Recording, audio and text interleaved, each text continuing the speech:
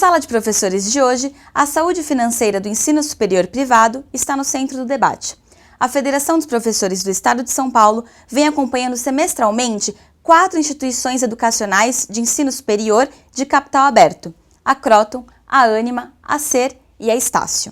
Hoje, uma nova atualização do estudo é tema de conversa entre Celso Napolitano, Oscar Malvesi, especialista em finanças e professor da FGV, e também Luiz Antônio Barbagli, professor e presidente do Sindicato dos Professores de São Paulo.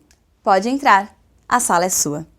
Olá, estamos com mais um Sala de Professores, que é o programa da FEPESP, também levado pelo canal Universitário. Hoje tendo a alegria de receber o companheiro e colega professor Luiz Antônio Barbagli, que é professor do ensino médio, do ensino superior, presidente do Sindicato dos Professores de São Paulo e também vice-presidente da FEPESP. Olá, Ailton. É um prazer estar aqui para fazer essa discussão na nossa sala de professores. Obrigado, seja bem-vindo. E também tendo a honra de receber o colega lá da escola onde a gente trabalha, professor Oscar Malvesi, que é professor da Fundação Getúlio Vargas. O Oscar, ele também é coordenador dos cursos de fusões e aquisições e Project Finance, PPP, na educação continuada lá do GVPEC, da FGV e AESP. Ele é graduado em administração de empresa pela Universidade de Caxias do Sul e é mestre e doutor em finanças pela Fundação Getúlio Vargas, tendo cumprido os créditos de finanças na Universidade do Texas. Perfeito. Oscar, além disso tudo, o Oscar é que faz o acompanhamento aqui para a FEPESP da financiarização da escola particular no ensino superior, particularmente daquelas empresas de capital aberto, as SA. Tudo bem com você, Oscar? Tudo bem. Obrigado pelo convite. Nós é que agradecemos a sua presença, ficamos muito honrados com elas. Imagina, seja bem-vindo. Eu vou começar aqui a nossa conversa Pois não? pela análise que você vem fazendo, né? Para a FEPESP já são 3 semestres que você trabalha conosco. 3 semestres, 2 anos e 3 2 semestres. anos e 3 semestres. Isso. Agora vai completar o 4º semestre. Então, o Oscar iniciou o trabalho há 1 ano e meio atrás, analisando os balanços de 5 anos dessas instituições de ensino superior de capital aberto e com algumas conclusões muito interessantes. O Oscar faz esse trabalho com uma metodologia própria, que é utilizada na consultoria do Oscar, que é a consultoria em valor. Ô Malvesi, conta um pouco para a gente como é que é essa particularidade, essa especificidade da tua análise em relação aos números dos balanços de instituições financeiras. Ok, a gente tem se desenvolvido no estudo do comportamento das empresas brasileiras. Então já faz bastante tempo, faz uns 15 anos que eu venho a cada ano adicionando empresas na minha base de dados, né? E esse estudo que a gente fez para a FEPESP, ele envolve as empresas abertas, ou seja, aquelas empresas que têm as demonstrações financeiras disponíveis, elas são depositadas na CVM, na Comissão de Valores Mobiliários, de tal forma que o mercado e qualquer um tem a possibilidade de buscar essas informações e de analisar essas informações. As informações são trimestrais e anuais.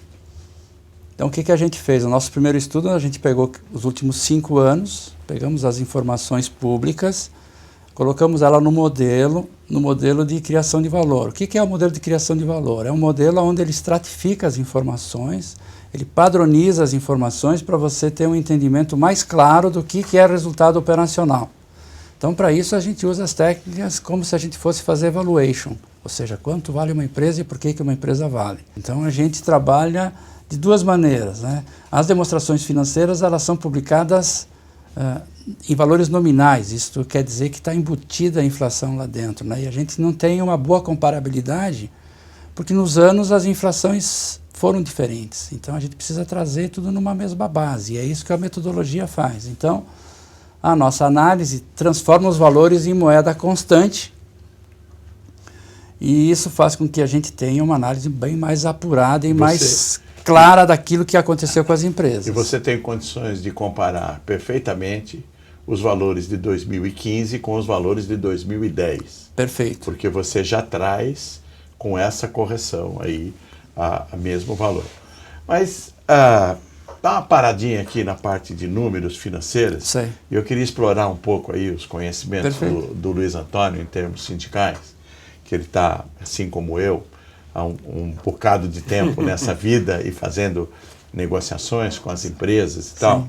Contar um pouquinho de como é que foi essa financiarização do ensino superior. Como é que foi essa transformação das escolas do ensino superior, que tradicionalmente eram empresas familiares, né, que ocuparam um nicho aí em termos de deficiência da oferta de vagas na escola pública, e ocuparam esse nicho e foram aumentando a sua participação ao longo do tempo. Conta um pouco para a gente isso, Luiz. O que aconteceu aí foi que a partir dos excedentes do final dos anos 60, o governo passa a fazer concessões para abrirem, de um modo geral, institutos isolados de educação. E passa isso a grupos familiares, como você comentou, que são os mantenedores das empresas. São empresas, portanto, sem fins lucrativos, de um modo geral filantrópicas, com a isenção de uma grande carga de impostos, e isso vai se perpetuando aí, vai se propagando, melhor do que se perpetuando, por alguns anos. Quando chega mais ou menos por volta de 96, 98, dentro do governo Fernando Henrique, passamos a fazer as primeiras escolas que poderiam ter fins lucrativos. Então, algumas empresas, elas trocam a gestão sem fins lucrativos para empresas com fins lucrativos. Mesmo assim, ainda dentro de um panorama familiar. São empresas que passam a pagar impostos, a parte específica do INSS, que é a grande carga que eles passam a pagar, mas eles mantêm ainda a ideia de serem propriedades de pessoas, de famílias. Até que, por volta de 2006, nós temos o primeiro lançamento de ações fazendo corporações com fins absolutamente lucrativos e colocando a educação, as escolas aí na Bolsa de Valores. E é sempre uma preocupação que a gente não pode deixar de perceber, que isso está embasado na própria Constituição Federal. A Constituição permite que as empresas, é livre a iniciativa privada a exploração da educação. Só que isso, entre 88 e 96, praticamente 18, 17 anos, é que isso foi percebido e foi jogado para frente. E hoje o que se tem são empresas, conglomerados muito fortes, cada vez mais pesados, né? Atuando mais dentro do setor educacional e lucros absolutamente exorbitantes. Então, Malvese, com essa explicação histórica do Luiz Antônio sobre a financiarização das escolas, a gente percebeu pelo seu trabalho, que foi o trabalho aqui organizado pela consultoria do Oscar, que é a consultoria em valor do professor Oscar Malvese, que está atuando aqui como consultor da FEPESP e dos sindicatos integrantes nessa questão. A gente percebe, então, que essas empresas de educação têm que se organizar como uma empresa qualquer, como uma empresa que forneça um produto qualquer. Nós aqui ainda consideramos a educação como uma função social, né? Mas no caso de jogar ação na Bolsa de Valores, etc., tem que buscar a maior lucratividade possível, porque agora quem está de olho na empresa educacional é o acionista. Então ela precisa gerar valor para o acionista. Nesse sentido, então, começou todo um encaminhamento de fusões e aquisições de empresas, para que esse produto fosse fornecido em economia de escala, em maior quantidade, gerando, lógico, um menor custo fixo, uma menor participação do custo fixo na despesa da empresa. Perfeito. E aí o seu trabalho aqui identifica que a receita bruta, em média, aumentou do segundo semestre de 2014 para o primeiro semestre de 2016 em 25%, de 100% para 125%. E em alguns casos, por exemplo, como a Ser, em 140%.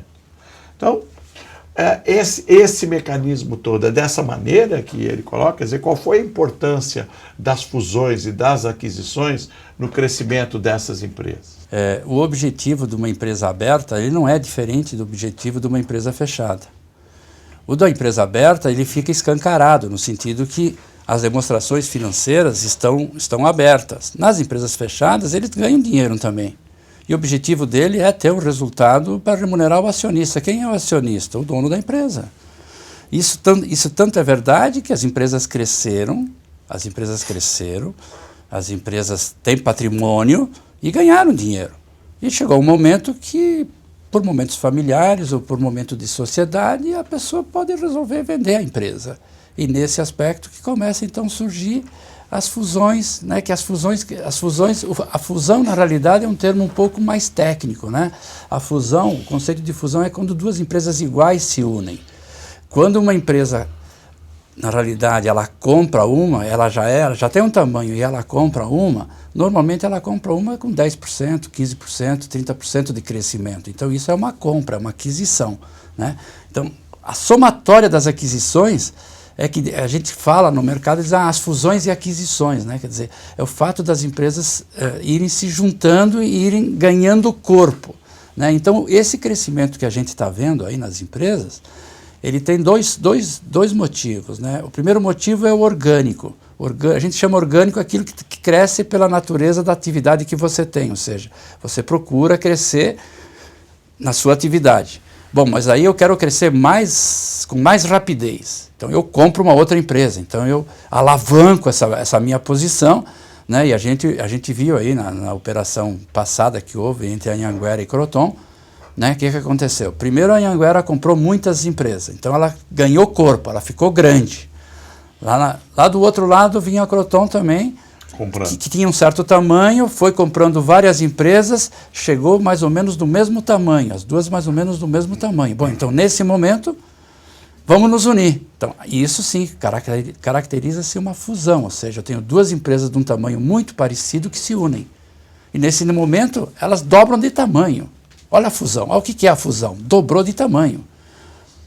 Então, dobrou de tamanho lá atrás e continua crescendo. Por quê? Porque o fato dela estar em vários locais, ela vai procurar, então, via o conhecimento das pessoas, a propaganda, a divulgação, N fatores, né, faz com que também você chame mais clientes, né? Então, você tem esse crescimento que a gente colocou aí nos últimos 2 anos é de 25% real.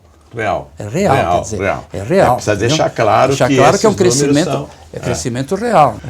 Mas você fez uma colocação de que é uma empresa como outra qualquer, que também é fechada, visa o lucro. Mas o Luiz Antônio tinha colocado antes que no início dos tempos, quando surgiu o nicho para que essas empresas educacionais se formassem, eram empresas sem fins lucrativos. Aí, essa questão que eu vou provocar o Luiz Antônio no próximo bloco. Vamos nessa. Como é que de sem fins lucrativos e que com isso? Bom, no próximo bloco a gente conversa sobre isso. O papo está muito interessante. Fica por aí, não vai embora não. A gente volta já já.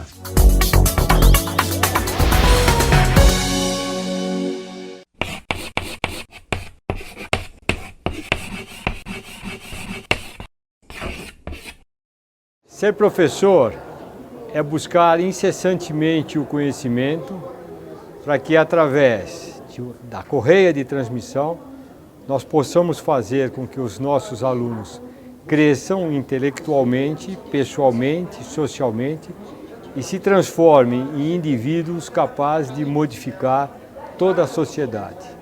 Ser professor é algo de maravilhoso e apaixonante.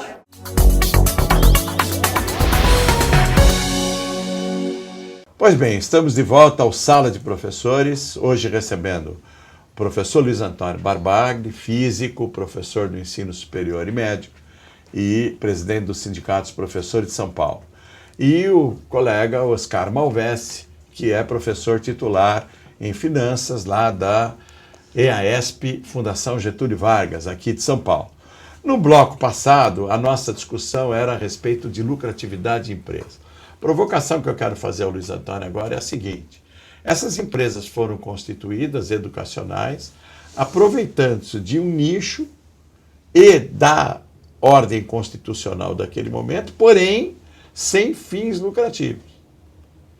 E elas tinham toda uma estrutura de benefícios fiscais para que fossem sem fins lucrativos. Ora, pelo que eu entendo, sem fins lucrativos significa não ter lucro. Significa que ela pode ter resultado, porque ela não pode quebrar. E esse resultado tem que ser investido na própria empresa. Como é que aconteceu isso? Que de repente eles se transformaram em empresas com uma saúde financeira tal, mesmo sendo filantrópicas, e se colocaram à venda para as grandes corporações. Essa é a pergunta. Explica para nós aí. Esse foi o grande apanhado que você teve nesse intervalo entre os anos 70 e o começo e o final dos anos 90. Além disso, eles eram mantenedores, quer dizer, dá para entender que eles seriam filântropos, né? E eles fariam a benemerência com o dinheiro deles. Mas, na realidade, eram pessoas que se juntavam dentro de um determinado circuito, faziam a instituição privada e, a partir daí, começaram, como você levantou, a ter resultados, e os resultados passam da mantida para o mantenedor. E como é que acontecia essa passagem? Então, eles começam a fazer grandes prédios, grandes construções, e essas construções vão ser dos mantenedores. Esse é o cenário que o Luiz Antônio descreveu. Quando chega nos tempos modernos, empresas que estavam habituadas a receber benefícios fiscais, nos tempos modernos recebem outro benefício, que é o chamado FIES. E o ProUni? O ProUni serve para pagar impostos e o FIES serve para financiar alunos. E no seu trabalho, você coloca que o nível de penetração do FIES na base de alunos é muito grande. É relevante. Chega a 51% na Croton Anhanguera, 32% na Estácio, que agora inclusive estão se juntando, são mais dois gigantes, dois grandões que vão constituir um gigante, 40% no Ânima e 42% na C. E você coloca que isso é um dos responsáveis pela alta rentabilidade deles, pela alta receita. E com isso, com essa receita, que é engordada por verba pública, FIES e ProUni, a remuneração dos professores não cresce no mesmo nível do crescimento da receita.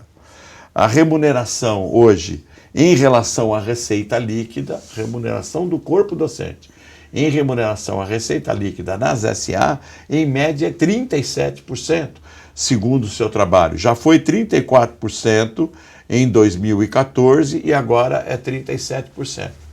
Dá uma explicada para a gente nisso daí, Oscar.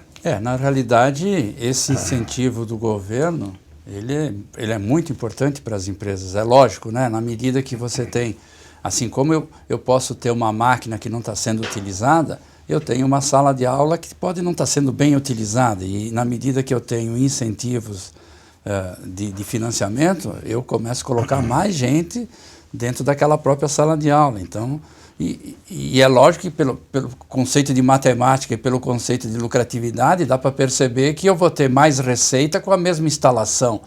né? E com o mesmo professor, porque eu não vou colocar 2 professores na sala de aula, eu vou colocar aquele mesmo professor. Então, quer dizer, você tem uma melhoria substancial na qualidade do resultado via esse dinheiro que é originário dos benefícios fiscais do governo.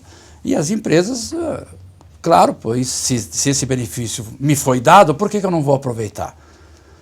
O benefício foi oferecido.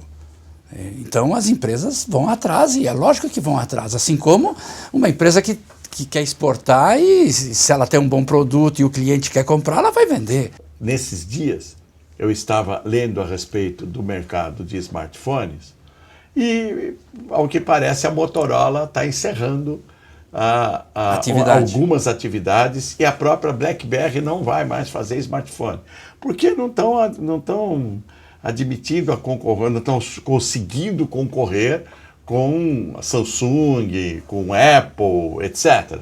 Bom, na escola particular, como é que funciona essa concorrência? Mas deixa eu falar aqui com o meu amigo sindicalista. Quer dizer, e como é que fica isso? Essa rentabilidade que ele colocou, como é que fica o produto da educação? Como é que fica o trabalho do professor lá dentro e essa rentabilidade com o número de alunos? O trabalho do professor é cada vez mais pesado, ele sobe muito, a carga, como ele diz, lota de alunos na sala de aula, o que implica maior tempo despendido para correção de provas e tudo mais, o trabalho fica mais pesado. Inventar o plano de carreira que faz redução salarial, ao invés de incentivar, reduz ao longo do tempo. Fizeram um plano de carreira em que os velhos professores têm os salários maiores e os novos professores vão entrando sempre com salários menores. Eles criaram degraus para baixo. Degraus para baixo. Não para cima. É um plano de ascensão invertido. e vai diminuindo o salário dos professores. Então, e isso agora tem a outra questão que você levantou com clareza, e a qualidade, não é?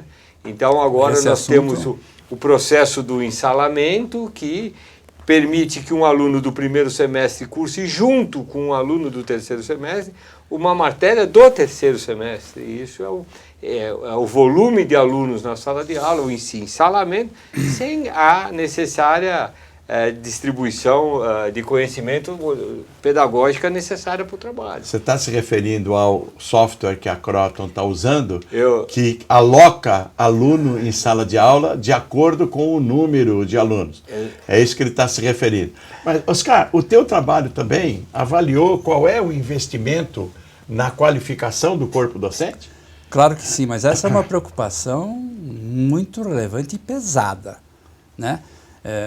E quanto eles investem? Independente do que está escrito, do que a gente conseguiu perceber aqui, que eu já vou falar, é o seguinte, tudo que você lê sobre produtividade, sobre nível de conhecimento, sobre matemática, sobre o entendimento das crianças, das pessoas e do executivo, a gente não está indo para frente, nós estamos indo para trás. Isso é lastimável, quer dizer, como é que a gente quer ser competitivo se a gente não tem qualidade de educação? E no caso específico das empresas, a minha expectativa, quer dizer, é que isso estivesse claro e transparente. Como assim? O relatório da administração deveria dizer, olha, o meu objetivo é crescer, o meu objetivo é ser competitivo, para isso eu faço algumas coisas. E você citou um exemplo importante das empresas de tecnologia. Então, uma empresa de tecnologia, uma empresa de informática, como que ela cresce, como que ela, vamos dizer assim, consegue ser uma boa empresa no mercado? Investindo no quê? Investindo nas pessoas, investindo na massa cinzenta, aquilo que eu costumo brincar, né? Eu costumo falar em massa cinzenta, que é o quê? O conhecimento e o saber das pessoas. E aí você começa... Qualificando as pessoas. Qualificando. Você tem que qualificar quem? No caso de tecnologia, os engenheiros, as pessoas. Né? No caso das universidades, das escolas, os professores. Não tem. Incentivar a qualificação, investir nisso. E o teu trabalho identificou que tipo de investimento nisso? Praticamente não se fala nada sobre isso. Zero. Não se fala nada sobre investimento nos professores, melhoria na qualidade dos professores para que isso se transforme em vamos dizer assim, mais do que proporcionalmente em melhoria da qualidade de ensino. Quer dizer, comparando com outras empresas, a matéria-prima que esse pessoal está utilizando, eles imaginam que seja da pior qualidade. Ou que a própria matéria-prima se qualifique para isso. Mas como é que a matéria-prima vai se próprio qualificar? Porque tem que trabalhar muito. Se você não tem insider para isso.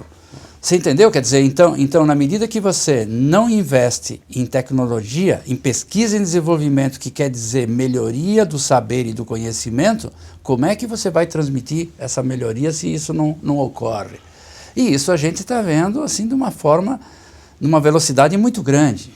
Ou seja, é preocupante. Sim. É preocupante. E o governo, pelo que dá para perceber, ele deu os incentivos e ele não exige essa contrapartida. Ele exige contrapartida de quantidade, ele exige contrapartida botar aluno para dentro. Para dentro. Agora, aonde é que está um percentual sobre a receita de investimento na melhoria do ensino? Sim. Aonde que está isso? Quer dizer, você tocou no assunto que nós aqui, que estamos no corporativismo sindical, vimos insistindo, que é a regulamentação do ensino privado. Pessoal, o papo é excelente, o trabalho do Oscar Malvesi é de grande qualidade e que tem nos dado, tanto a mim quanto ao Luiz Antônio, que participamos da coordenação de negociação, tem nos dado condições de efetivamente emparedar os mantenedores nas mesas de negociação. Porém, televisão é uma loucura, o tempo é curto e nós temos que nos despedir. Nós faremos ainda outros programas, há uma série de diálogos em que o Malvesi já participou e você tem também disponível essa série. Eu agradeço a presença do Oscar Malvesi, agradeço a presença do amigo Luiz Antônio Barbagli e insisto com você para que colabore com a gente, para que critique, para que opine, para que sugira. fpesp.org.br/sala de professores. Um grande abraço e até a próxima.